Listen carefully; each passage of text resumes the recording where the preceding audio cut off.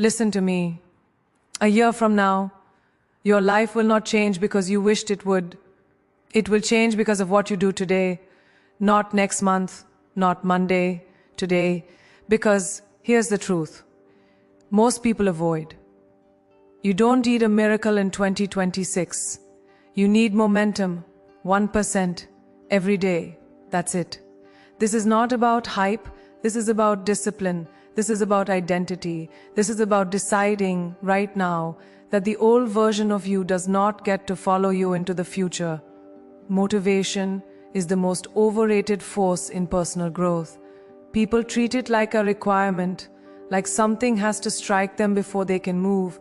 They say, I'll start when I feel ready. I'll go all in when I'm motivated. But listen closely. Motivation is unreliable, emotional, and temporary. It shows up when conditions are perfect and disappears the moment things get hard.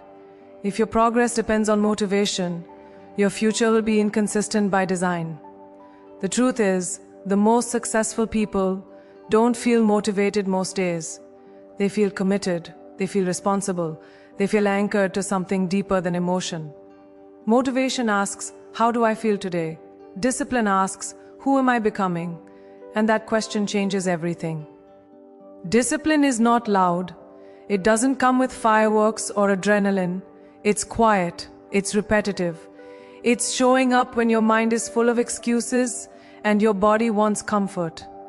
Discipline is doing the work when no one is clapping, when no one is checking, when no one would even notice if you quit. And that's why it's powerful. Because every time you choose discipline over motivation, you strengthen self-trust. You tell yourself, I do what I say I'll do. That message compounds. Over time, you stop negotiating with yourself. You stop asking permission to be great. You act because it's who you are, not because you feel inspired. Most people don't fail because they lack talent or opportunity. They fail because they build their lives around feelings. When they feel confident, they act. When they feel tired, they stop. When they feel discouraged, they retreat. But feelings are weather, they change constantly. If you let your actions be dictated by temporary emotions, you'll never build anything permanent. Discipline teaches you to move forward regardless of the internal noise. It teaches you that discomfort is not danger. It's a signal that you're stretching beyond who you were yesterday, and growth only happens there. There will be days when everything in you says, not today.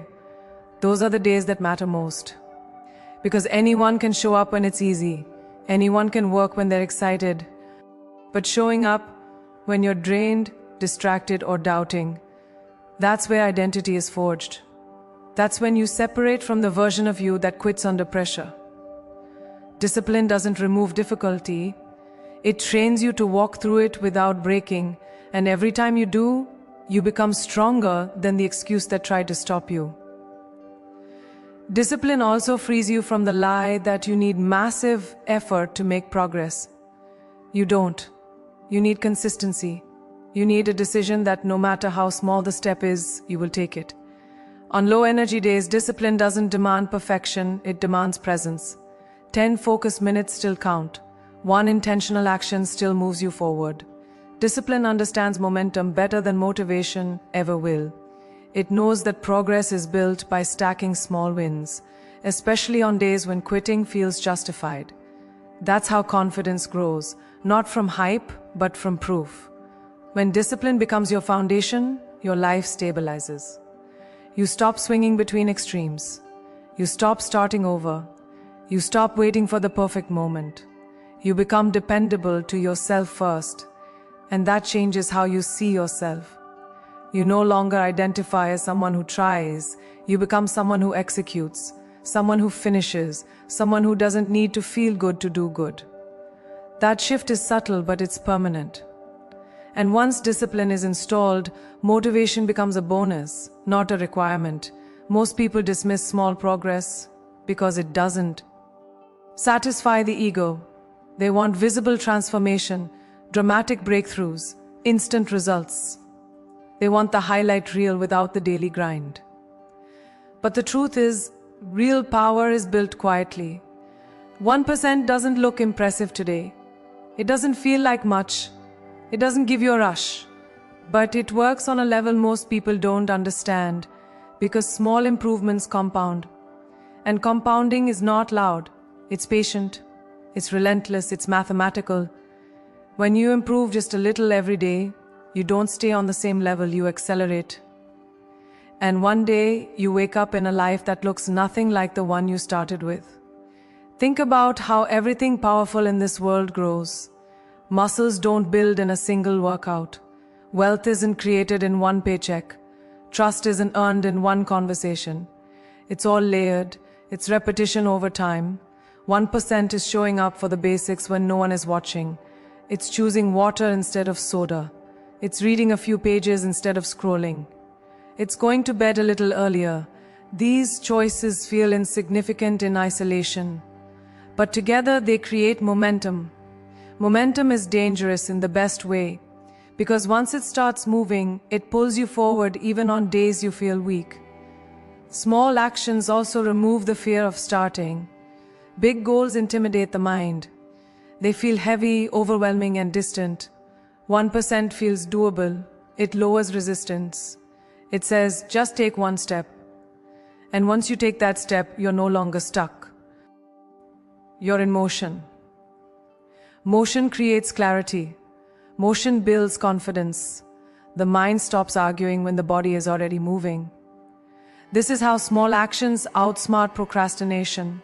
They don't challenge your limits, they bypass them. And before you realize it, the thing you were avoiding becomes part of your routine. What people don't talk about is how 1% changes your identity. Every small win sends a signal to your brain, this is who I am now. You're not trying to be disciplined, you are disciplined.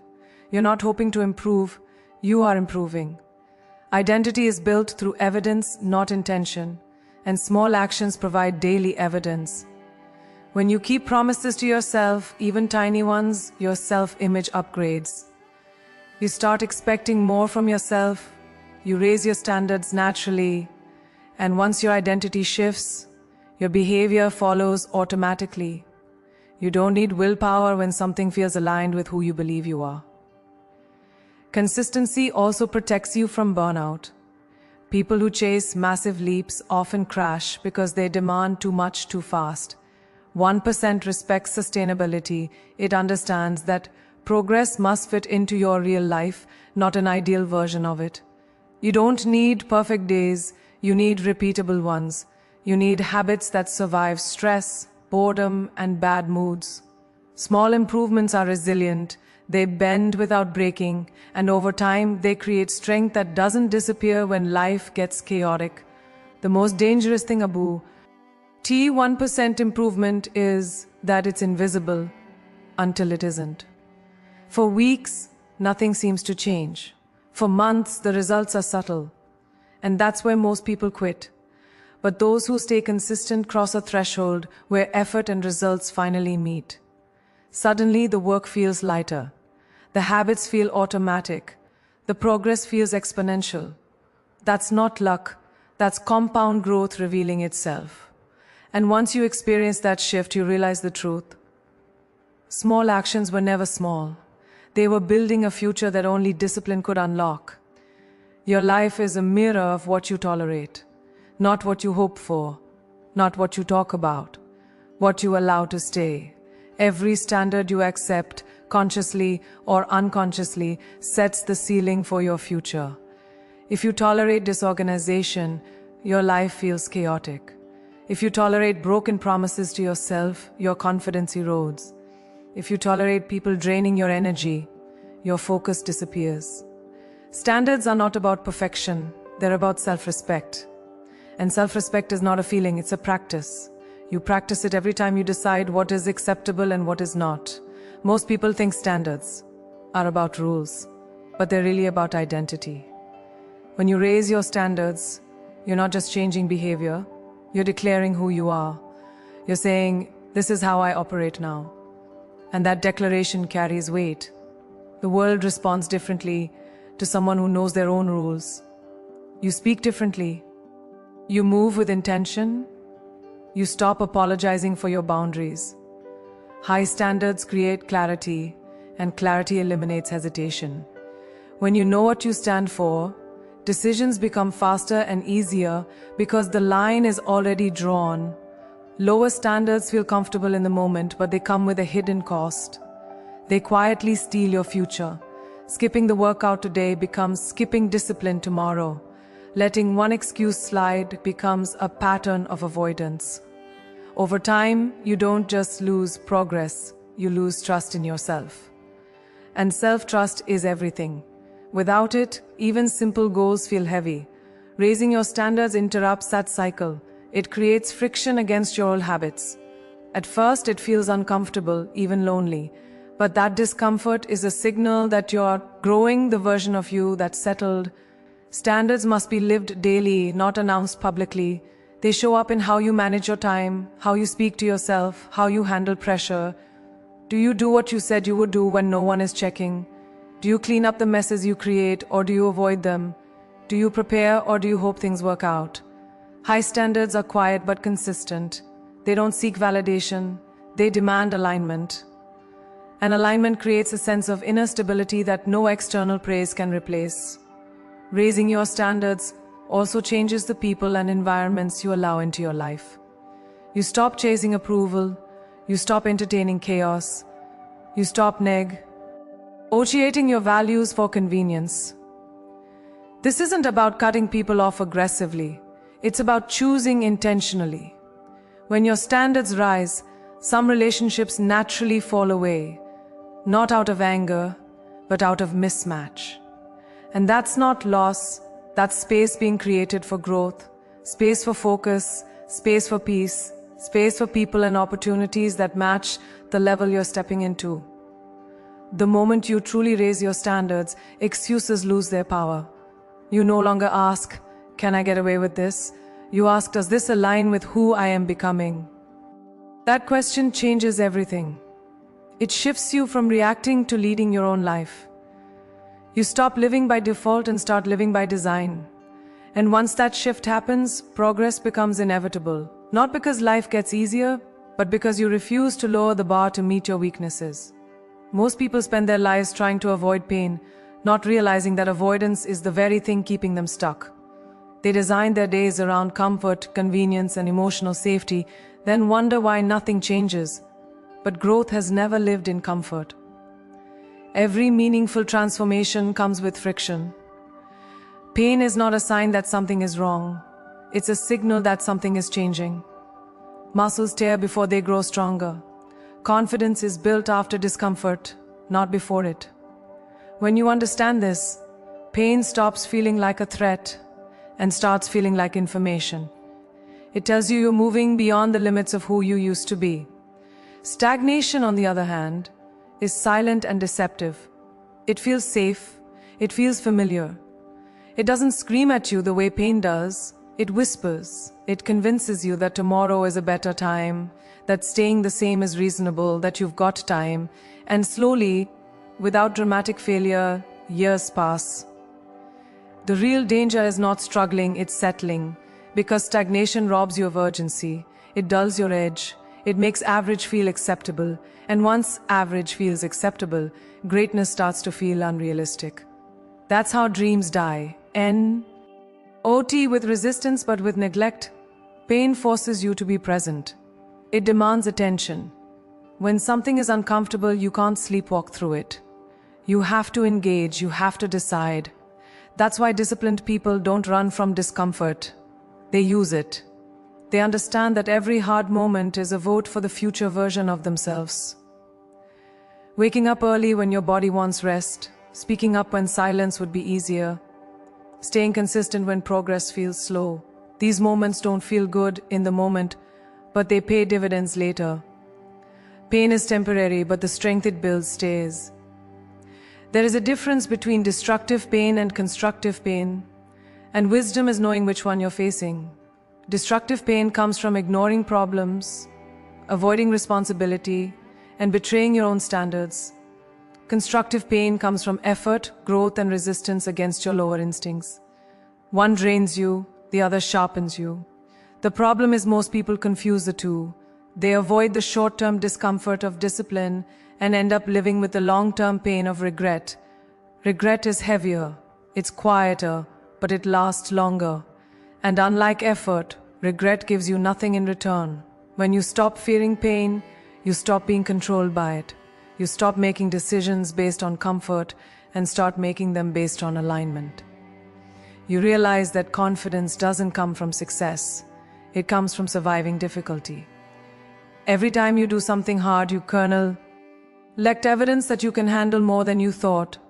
That evidence builds resilience, and resilience changes how you see challenges. What used to intimidate you now feels familiar. Not easy, but familiar. And familiarity breeds courage.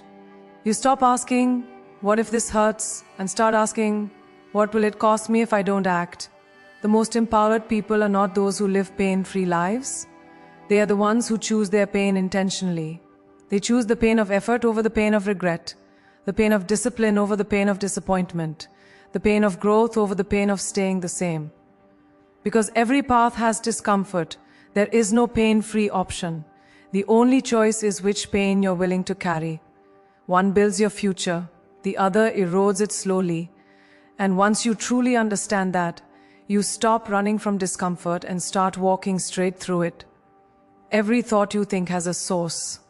It didn't appear out of nowhere. It came from something you saw, something you heard, something you allowed into your environment.